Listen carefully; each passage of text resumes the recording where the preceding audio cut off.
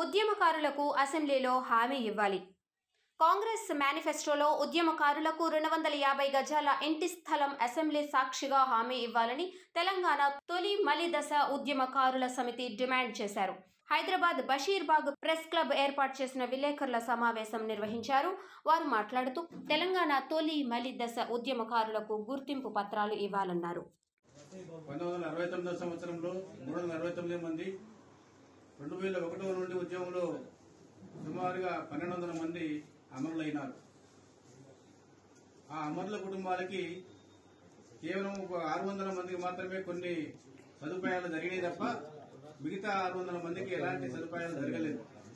కాబట్టి వాళ్ళందరికీ కూడా న్యాయం చేయాలనేటువంటి ఒక ఆలోచన. రెండవది ఏంటంటే తెలంగాణ అమరవీరులకు స్మృతివనం ఒక 100 ఎకరాలలో స్మృతివనం ఏర్పాటు చేయాలని చెప్పి ఈ సందర్భంగా మేము డిమాండ్ చేస్తా ఉన్నాం. అదేవిధంగా ఈ రోజు వరకు కూడా తెలంగాణ ఉద్యమకారులకు సంబంధించి కాంగ్రెస్ పార్టీ 250 గజాల స్థలం ఇస్తామన్నది ఓకే, చాలా సంతోషకరమైన విషయమే, ఆహ్వానించదగ్గ విషయమే. కానీ ఒక విస్తృత స్థాయి అధికారిక కమిటీనట్టు ఏర్పాటు చేయలేదు. కోదండరాం గారు మీరు చూసుకుంటారని చెప్పి వారి మీద వదిలేశారు. కానీ అలా కాకుండా వారు కోదండరాం గారు అంటే అందరికీ గౌరవమే, మేము కాదనేది లేదు. కానీ కోదండరాం గారు కాకుండా ఇంకా ఇతర సంఘాలు అనేకంగా ఉద్యమించి పనిచేసినటువంటి యొక్క వాళ్ళు ఉద్యమకారులు చాలా మంది ఉన్నారు. కాబట్టి ఏంటంటే విస్తృత స్థాయిలో అధికారిక కమిటీ ఏర్పాటు చేయడం మా యొక్క ప్రభుత్వానికి మా యొక్క విన్నపం. అట్లనే ఎవరైతే ఉద్యమకారులు ఉన్నారో వీళ్ళందరికీ ఒక గుర్తింపు కార్డు అంటూ ఇవ్వాలి. అది కూడా ఒక విషయము.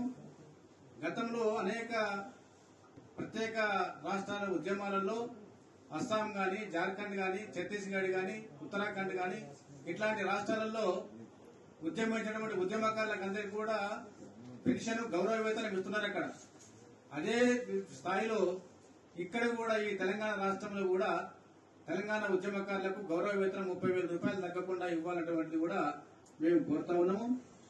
అట్లనే మిగతా అయితే చిన్న చిన్న విషయాలు, ఆర్థికంతో కూడుకోవడం విషయాలు, ఆర్థికంతో లేనటువంటి విషయాలు కూడా చాలా ఉన్నాయి. మేమేం చెప్తున్నామంటే ఇప్పుడు రేపు 20వ తారీఖు నాడు తెలంగాణ రాష్ట్ర బడ్జెట్ ప్రవేశపెట్టబోతున్నారు. సంతోషకరమైన విషయమే. కానీ ఆ బడ్జెట్ లో తెలంగాణ ఉద్యమకారుల యొక్క అంశం ఏంటి, ఏం చేస్తున్నారు, తెలంగాణ ఉద్యమకారులకు ఏమి ఇస్తున్నారు, ఏం చేయబోతున్నారు అని మేము ప్రశ్నిస్తా ఉన్నాము. ఈ బడ్జెట్ లోనైనా కనీసం తప్పకుండా తెలంగాణ ఉద్యమకారులకు కొన్ని సదుపాయాలన్నా కల్పించాలని చెప్పి మేము కోరుతా ఉన్నాం. ఎందుకంటే గతంలో తెలంగాణ ఉద్యమకారులను వాడుకొని తెలంగాణ అనేక మంది ఉద్యమకారులు తమ ఆస్తులు పడగొట్టుకున్నారు, అంతస్తులు పడగొట్టుకున్నారు, ఉద్యోగాలు పడగొట్టుకున్నారు, తన యొక్క జీవితాలను పణంగా పెట్టారు, రక్తతర్పణ చేశారు, ఆత్మహత్యలు చేసుకున్నారు.